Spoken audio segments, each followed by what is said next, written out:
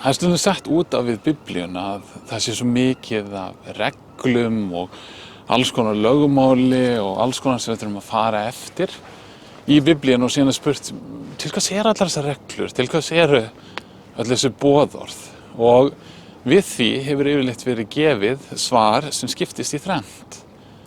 Og það er talað þá 3 ástæður fyrir lögmálinu eða 3 notagildi fyrir það.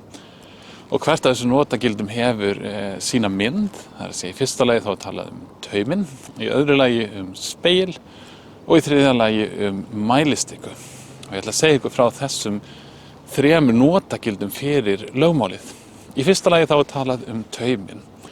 Og þá er átt við tauminn sem maður setur á hest, sem að maður notar til þess að stjórna honum og til þess að takmarka hreyfingar hans. Og að sama skapi á lögmálið að takmarka hreyfingar okkar gagnvart náunganum. Ekki allar hreyfingar, heldur þær hreyfingar sem vilja gera náunganum mein.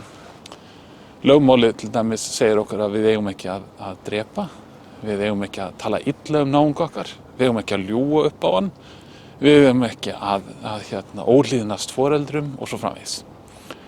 Og lögmálið að þessu leyti er að mörgu leyti mjög líkt landslögum.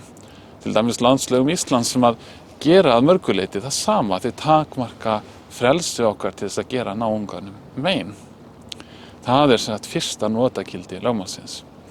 Í öðru lagi þá kemur það sem við gjarnan köllum aðal notagildi lögmálsins eða aðal ástæði þess, og það er að sýna okkur að það er þörf fyrir svona lögmál vegna þess að það býr í okkur mönnunum illska sem vill gera það sem er rangt. Það býr í okkur öllum að vilja gera fyrst og fremst það sem er gott fyrir okkur sjálf, og þá er sama hvað kemur fyrir náungan, allavega ef það er ekki auðvelt að koma í veg fyrir það. Og annað notagildi lögmálsins á að sýna okkur að við mennirnir við höfum þennan galla í okkur, þennan galla sem er kallaður synd, og við getum ekkert að því gert. Það eina sem við getum gert er að fara til Krists og biðja hann að bjarga okkur frá sjálfum okkur, má segja.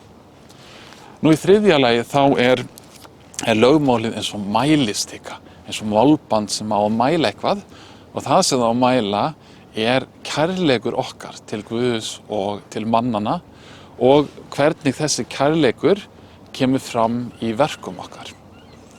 Og hann mælir verk og það sem við gerum, hvort það sé í samræmi við kærleikan.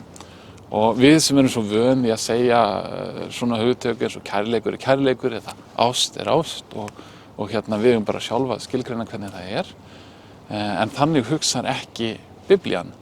Biblían hefur ákveðna skilgreiningu á því hvernig kærleikur er, og það er skilgreining sem kemur frá Guði sjálfum.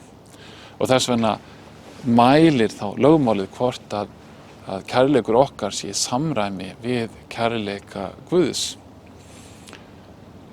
Þannig að það eru þessi 3 notagildi fyrir lögmálið og fyrir allar þessar reglur og boðorð. Í fyrsta lagi að halda aftur af okkur svo við gerum ekki náunganum mein. Í öðru lagi að sýna okkur að það er þörf fyrir að halda aftur af okkur og að það býr í okkur þessi synd. Og í þriðja lagi á lögmálið að mæla verk okkar og mæla kærleik okkar til Guðs og manna. Því Biblían kennir okkur það að við eigum að elska Guð af öllu hjarta, af allri sálu og af öllum huga, og við eigum að elska náungan eins og okkur sjálf.